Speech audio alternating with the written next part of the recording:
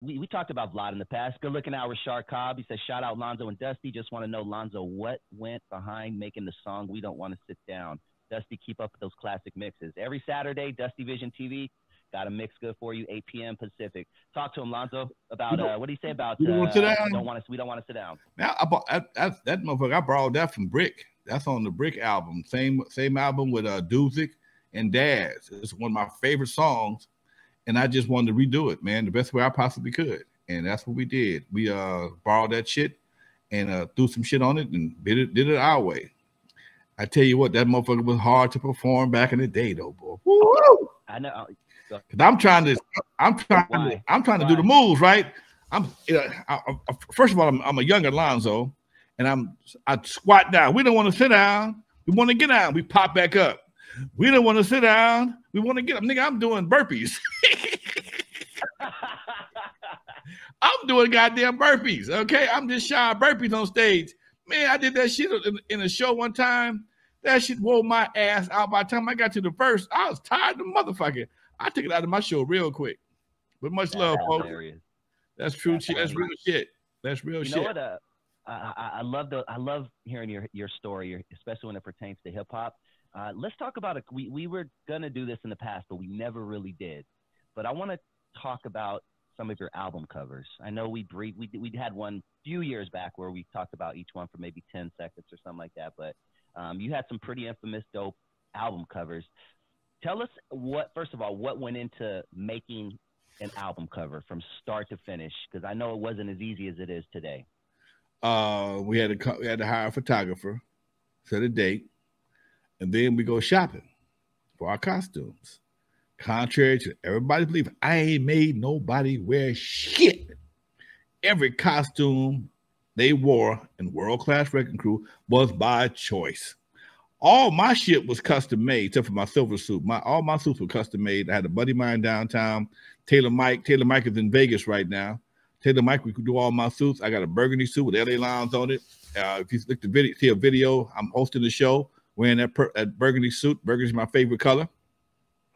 Then the black tuxedo suit I wore on World Class, that's tailor made. And then when we got to CBS, they gave us a little budget for clothes, and they kind of rushed it. So we went down to Santa Monica Boulevard and bought some rock and roll wear, man. That shit was from rock and roll. Like I said, nobody ever, I have never, ever, I may have suggested some shit. I ain't made nobody put a gun in nobody's head and say, you got to wear this, nigga, put this on. Nope, don't do that shit. You do the photo shoot, then you got to wait for a couple of days for film to get developed.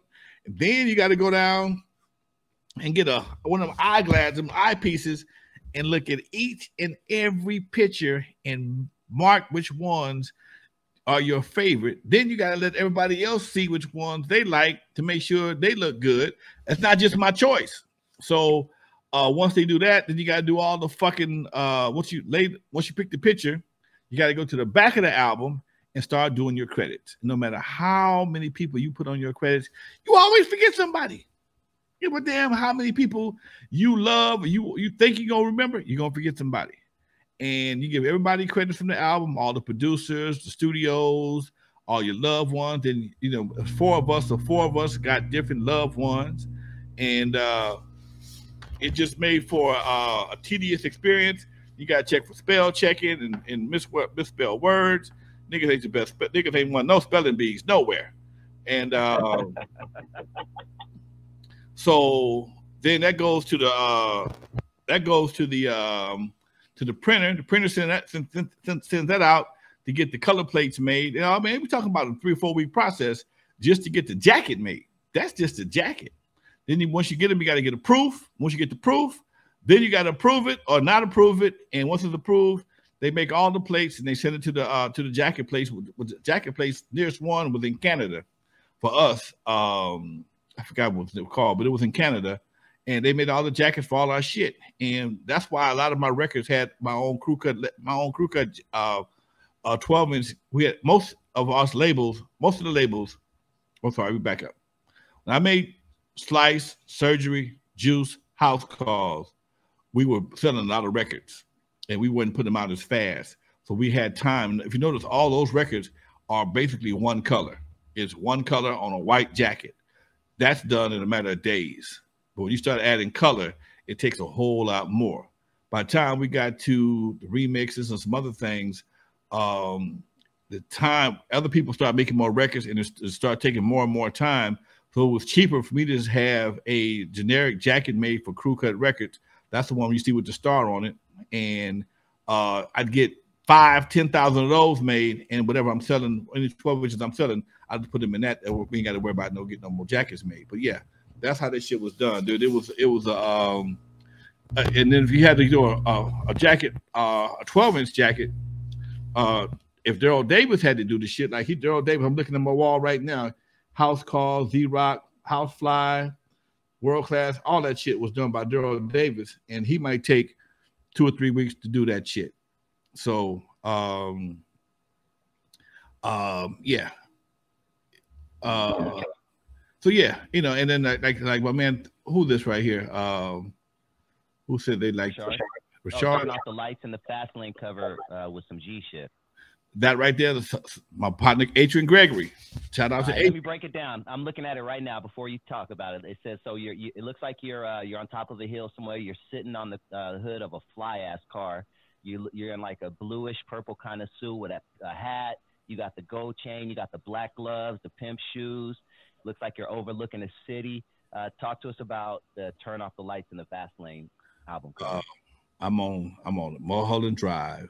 My partner Fila Al, shout out Fila Al.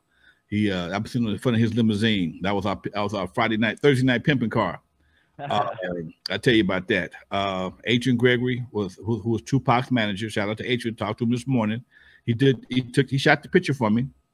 I was having a bad hair day. I had I don't know what it was, but my Jerry curl was not luxurious that particular time. Somebody else did my hair. That's what it was. Somebody else did my hair and they didn't do it right. And that shit was dry as a motherfucker. So I had to wear a hat for the first time. But because it was dark, you can't see it that bad. They cut it, it made it shaped up real well.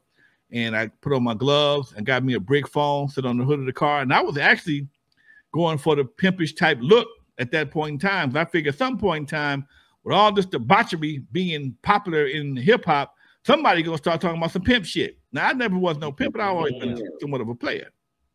And that was my movement as a player to a player of hip hop. And the album did all right, but it came with so many problems. I just no, left it alone. Okay. Well, now you know you got to tell us more about the Thursday night pimp card. Man, Thursday night pimp car. My boy had Fila Al had a nice ass Cadillac limousine. Fila Al and Johnny J. Johnny J, rest in peace, Johnny J. We used to all hang out together. Oh man, all right. We'd all hang out together. Fila Al had the limo. He claimed he wasn't. He claimed he wasn't in the drug business, but I don't know. I never saw nothing. But that nigga always had a wad of money. Anyway, we would go up to the spot on Santa Monica Boulevard. It was called Paradise. It's a big ass club, biggest club in the city. It was a big ass warehouse with, must have had 200 speakers in this motherfucker. On the weekend, it was a gay club, but on Thursday nights, it was a black club. And at Paradise, everybody was there. Eddie Murphy, Prince, Morris Day, Rick James. Everybody would go to Paradise on Thursday nights. And you had to be in the mix or look like you was in the mix. You can get in, but you didn't want to just be there, because if you can't really compete, you just gonna be parking lot pimping. Chicks waiting for Eddie Murphy or whoever's gonna show up. So my boy had the limo. I got a couple of records. Shit, I'm playing the role. I'm playing the role. All right, get out, open the door, the whole 9 yards, walk in the club, coat on, whatever I'm wearing, and we playing. That was our thing. And then when the club let out, he always got a good parking spot. And shit, we sit. I got Lonzo Williams in the car, World Class Records. My shit was hot, so women knew who the fuck I was. So needless to say, we had fun. I never forget one night, boy. One night we had a whole carload of women came back to the house, and Fila Al's girl, she didn't take no shit. She was one of them chicks with the that wore the bangle earrings and the basket weave on the side of her head with the biker short from Compton. She didn't take no shit, okay? And we had a good time at my house, came back to the pad, had a party, and Fila fucked around there and fell asleep. That nigga people got to beeping. He left out the house with it, just like in the movie. Nigga had his shoes in his hands, his shirt in his hands. The limousine turned my street where I live at is a real funny ass street. When the nigga hit the corner, the limo was on 2 motherfucking wheels, boy. I had to take everybody home in my BMW. I had to take everybody home. His girls, my girls, Johnny, what's the other partner, man? It was I had about 7 people I had to take home, stuff in the limousine and start dropping niggas off at 8 o'clock in the morning. But yeah, that was some real Paradise 24. Yes, sir, D-Calls. Paradise 24. That was one of my spots. I never forget, Eddie, I went to another club in Hollywood. It wasn't there. It was Club Chamonix. And I'm there with my girl. And she was looking good that night. And Eddie Murphy tried to hit on my girl. I'm like, nigga, this is before 48 hours. He was filming this shit or whatever, but it wasn't out yet. Okay. And nigga, I know you funny, but nigga, it's like it was just like a scene with Creed. You know, the local nigga is the shit, but Creed ain't came up yet. So homeboy, like, nigga, fuck you are. I'm still, you know, the guy won't leave after dark, motherfucker. Eddie, you ain't that funny yet, okay? He tried to push up on one of my girls.